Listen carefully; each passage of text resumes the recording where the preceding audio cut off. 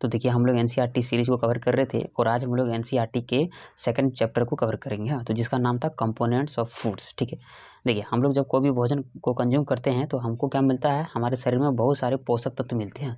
तो कौन कौन मिलते हैं, जैसे उसमें से नाम है कार्बोहाइड्रेट, प्रोटीन, वसा, विटामिन और खनिज लवण। ठीक है, रूक्षांश भी आप बोल सकते हैं। ठीक है, तो बात करें इसमें से क्वेश्चन यहाँ से बनता है कि ये जितने भी जो पोषक तत्व हैं, इससे हमको मतलब जितने भी जो पोषक तत्व हैं, इसमें कौन ऐसे पोषक तत्व हैं जो हमको ऊर्जा देने का काम करते हैं। ठीक है, तो ऊर्जा देने का जो काम करता है तो कौन कौन करता है, तो एक करेगा कार्बोहाइड्रेट, दूसरा प्रोटीन और तीसरा वसा होगा। क्या होगा, ये जो तीनों चीज़ है जो ऊर्जा देने का काम कर सकता है। हमें थोड़ा बताता हूँ, ये जो तीनों जो है, हाँ, कार्बोहाइड्रेट, प्रोटीन, वसा, ये क्या हो गया, ये ऊर्जा देने का काम करता है। क्या बोले, ये ऊर्जा देने का काम करता है। ठीक है, और ये जितने भी है नीचे को उसका जैसे विटामिन हो गया, खनिज लवण हो गया, रूक्षांश हो गया, हाँ, मतलब ये ऊर्जा नहीं देते हैं, मतलब ऊर्जा नहीं, हाँ, ऊर्जा नहीं देते हैं, हाँ, ऊर्जा नहीं देते हैं, लेकिन फिर भी इसका शरीर में बहुत योगदान होता है। हाँ, तो लेकिन हम लोग आगे जानते हैं। ठीक है, बात करें कि हमारे भोजन में पाए जाने वाले मुख्य कार्बोहाइड्रेट, हाँ, जैसे हम लोग जानते हैं कि जब हम लोग भोजन करते हैं तो हमको क्या क्या ये सब पोषक तत्व कार्बोहाइड्रेट मिलता है, प्रोटीन, वसा, विटामिन, ये सब भी मिलते हैं।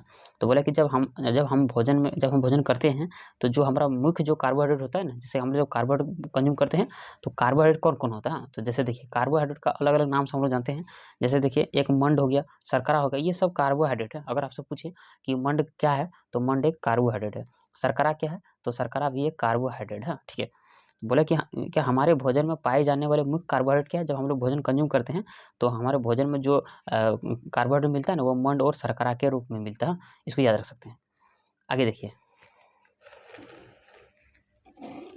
अब देखिए हम लोग देख लिए, हाँ, मंड जिसे हम लोग कार्बोहाइड्रेट बोलेंगे, इसका अगर हमको परीक्षण करना है, जानना है कि आखिर किसमें मंड है या किसमें कार्बोहाइड्रेट है, तो उसके लिए क्या करना होगा, तो मंड का परीक्षण करने के लिए हम लोग क्या करेंगे, उसमें आयोडीन का कुछ ड्रॉपलेट डालेंगे। हाँ, मतलब आयोडीन का कुछ बूंद डालेंगे। अगर उसका कलर नीला या काला हो जाएगा, हाँ, अगर मान ले कोई फूड ले लेंगे, हाँ, जो कार्बोहाइड्रेट का उसमें हो, जैसे कि आलू हो गया, चावल ले सकते हैं, इस सब में कार्बोहाइड्रेट का काफ़ी प्रचुर मात्रा होती है। तो उसमें हम लोग आयोडीन का कुछ ड्रॉप डालेंगे। अगर उसका कलर नीला या काला हो जाए तो हम उसमें बोल सकते हैं कि जो वो फूड है उसमें कार्बोहाइड्रेट की मात्रा काफ़ी अच्छी है। ठीक है, ठीक उसी तरह से आता है प्रोटीन। हम लोग जाने कि प्रोटीन भी एक ऊर्जा देने का काम करता है। ठीक है, अगर मान लिया हम प्रोटीन का परीक्षण करेंगे, हम जानना चाहते हैं कि प्रोटीन कैसे पता करेंगे कि किसमें प्रोटीन है कि नहीं है, तो उसको परीक्षण करने के लिए हम लोग क्या करेंगे, उसमें, हाँ, तो एक प्रोटीन लेंगे, उसमें हम लोग कॉपर सल्फेट डालेंगे। हाँ, कॉपर सल्फेट का 2 बूंद डालेंगे और कास्टिक सोडा का हम लोग 10 बूंद डालेंगे। ठीक है, और अगर डालने के बाद अगर उसका कलर बैंगनी रंग का हो जाता है तो हम लोग क्या बोलेंगे कि जिस भोजन में प्रोटीन है तो हम बता सकते हैं कि हाँ, उसमें प्रोटीन की मात्रा काफ़ी अधिक है।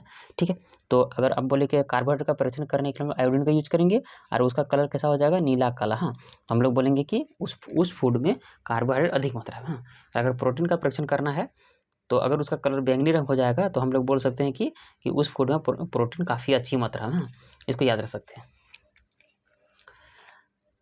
आगे है बोले कि कार्बोहाइड्रेट मुख्य रूप, हाँ, हमारे शरीर को ऊर्जा प्रदान करने का काम करता है। बात करते हैं कि हमारे शरीर में ऊर्जा प्रदान करने वाले हम लोग 3 चीज़ को बात करें।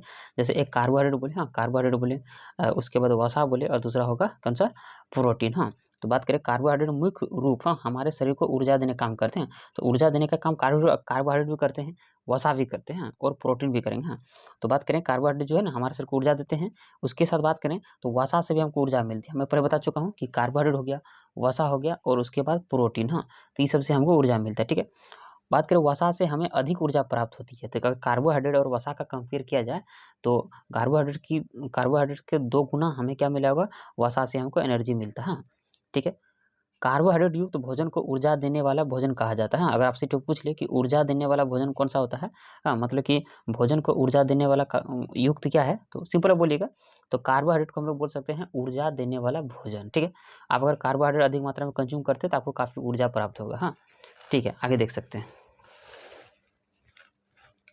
अब थोड़ा कार्बोहाइड्रेट का स्रोत देखते हैं। देखिए कार्बोहाइड्रेट का स्रोत की बात करेंगे तो कौन कौन कार्बोहाइड्रेट का स्रोत होगा, जैसे कि, हाँ, आपको देख सकते हैं बाजरा, चावल, गेहूँ। हाँ, बाजरा, चावल, गेहूँ हो गया। उसके बाद हम शकरकंद बोल सकते हैं, आलू हो गया, गन्ना हो गया, पपीता हो गया, तरबूज हो गया और मक्का हो गया। हाँ, तो ये सब क्या हुआ, ये कार्बोहाइड्रेट के स्रोत हो गए। हाँ,